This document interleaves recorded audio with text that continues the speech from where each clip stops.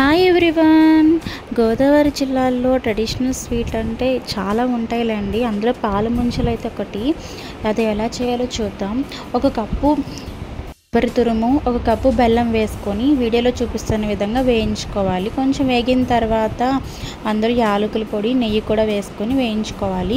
వీడియోలో చూపిస్తున్న విధంగా ఉండలైతే చేసేసుకొని పక్కనైతే పెట్టేసుకోవాలి. వేరే బాండీ పెట్టుకొని 2 కప్పులు పాలు, 1 కప్పు బొంబాయి రవ్వ. పాలు మరిగిన తర్వాత బొంబాయి రవ్వ అయితే వేసుకోవాలి.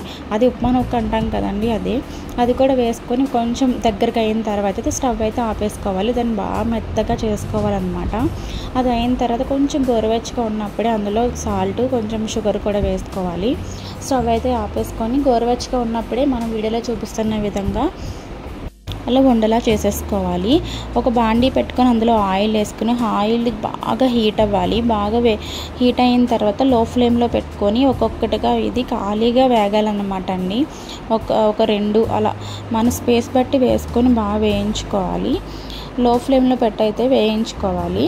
అలా వేగిన తర్వాత అయితే మనం తీసేసుకోవడమే. లోపల చాలా చాలా బాగుంటుంది. బయట క్రిస్పీగా, లోపల స్పాంజ్లా.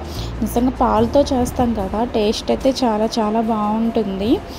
మీ ఎంతమందికి పాల ముంజలు ఇష్టమో కామెంట్ అయితే చేసేయండి. Like and subscribe.